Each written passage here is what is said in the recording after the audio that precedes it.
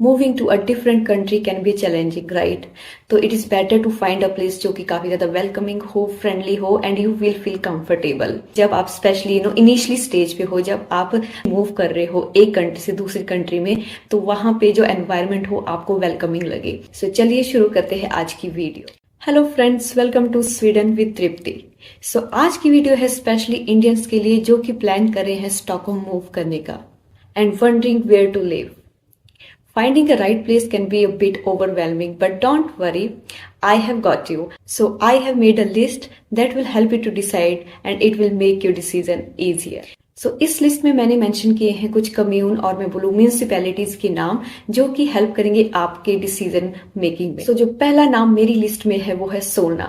सोलना is a best place to live in Stockholm क्योंकि इसके बहुत सारे फायदे हैं। सबसे पहला तो it is quite close to Stockholm city centre. आप ऑलमोस्ट 6 से 10 मिनट का ट्रेवल टाइम लगता है मेट्रो से सिटी सेंटर पहुंचने के लिए, तो इट इज क्वाइट क्लोज। दूसरा बेनिफिट ये है कि वहां पे इंडियन कम्युनिटी है।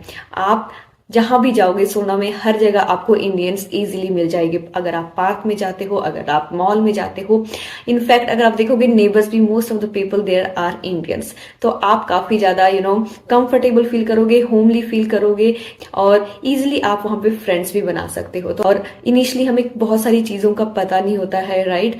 तो ऐसे एनवायरनमेंट में रहना जहां पे आपको हेल्प हो जाए, इजीली आप कम्युनिकेट कर सकें और इन्फॉर्मेशन आप वहां पे इजीली गेट कर सकते हो, तो ये काफी ज्यादा हेल्पफुल रहता है।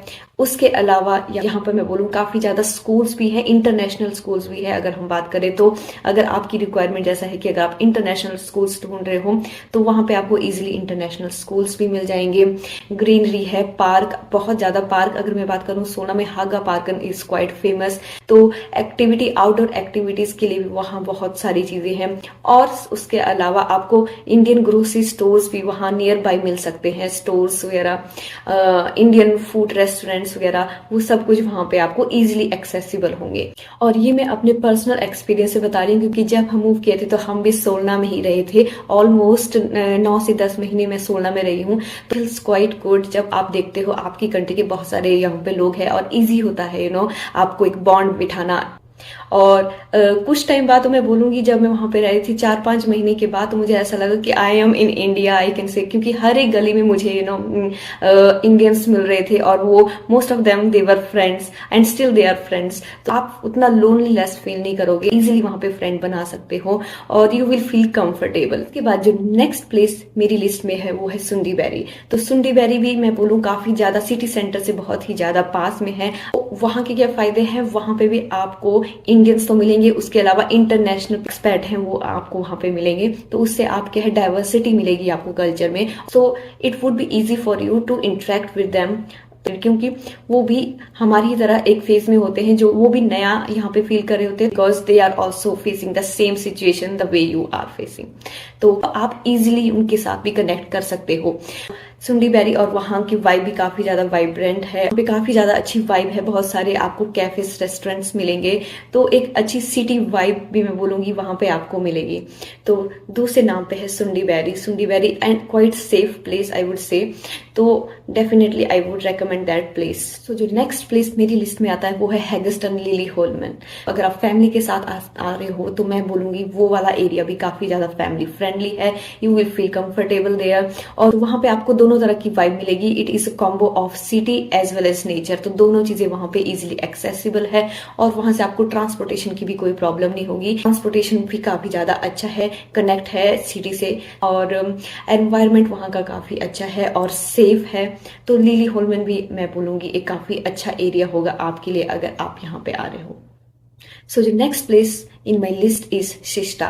Shista is a tech hub of Stockholm and it is a home of many tech companies. तो मान लीजिए अगर आप वहाँ पे टेक कंपनी में जॉब कर रहे हो या फिर आपके स्पाउस जॉब वहाँ पे कर रहे हैं तो it is a good choice to stay nearby that.